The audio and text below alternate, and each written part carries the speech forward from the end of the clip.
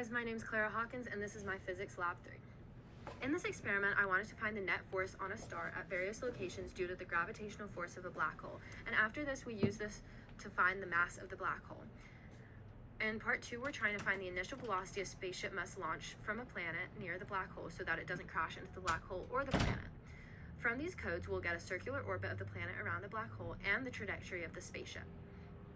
And the result is 1.16872 e to the 34 kgs for the mass of the black hole and negative 3 millimeters per second and 8,850,000 meters per second in the y direction for the launch speed of the spaceship.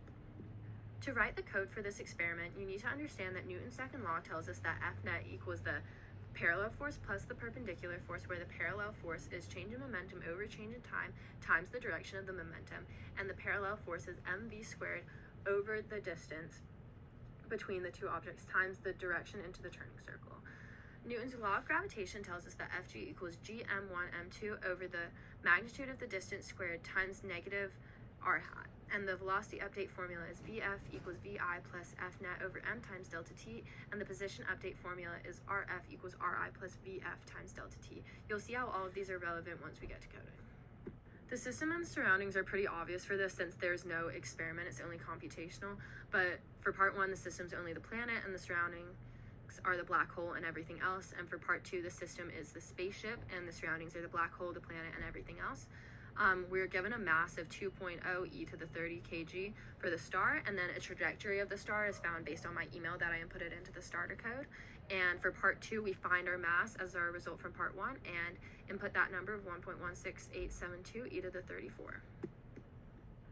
The coding for this part is super simple. We just inputted our given values. The delta t is a 1-day interval, so 60 times 60 times 24 to find the number of seconds in a day.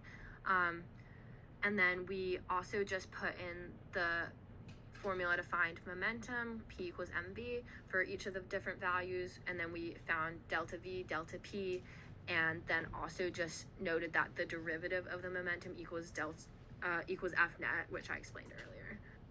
So when we do that and solve for the black hole, we find that F net equals 8.4481 e to the 28, and that gives us an average mass of around 1.16872 e to the 34.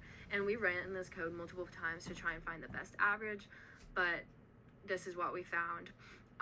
There are some possible sources since it does change a little bit every time, that if it's not run like extensively enough or with long enough time intervals, that the average won't be accurate, but it gives us a pretty good guess.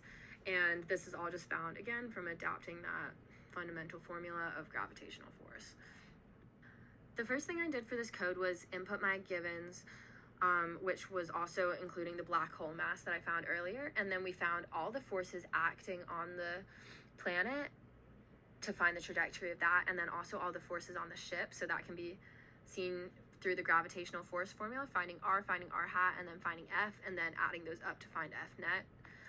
And then we also used the velocity and the position update formulas once we found those forces so that we could calculate the updated velocity of the ship. And once we had those formulas inputted into our code, we could just guess and check to find the one that yielded us the best results.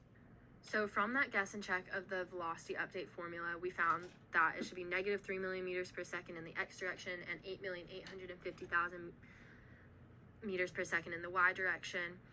And this landed us 1.12503 e to the 10 meters away from the black hole at the end.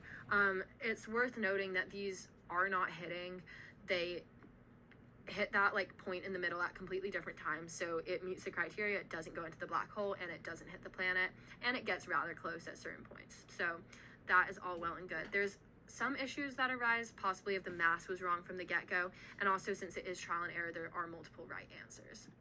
Okay, so there's not a ton of difference between F net and change in momentum. So force is just the derivative of the momentum equation, since we all know that acceleration is the derivative of velocity, but momentum is going to be a lot easier for us to calculate with the givens, since momentum is just final momentum minus initial momentum, which is just mv for both of those. Whereas for circular motion, we have to use F parallel and F perpendicular, which are a lot more complicated equations, but they tell us the same information at the end of the day. I was unable to find a perfect orbit loop for the planet, but with the same initial conditions for the speed that I found earlier, it gets us pretty close to an ovular orbit. There's some skew that likely indicates that the x and the y values need to be changed slightly. The x should probably be lowered and the y value should be raised, but I couldn't find the exact number that would get us a perfect loop. But this gives us a pretty good guess, since they still don't crash at all. Yeah.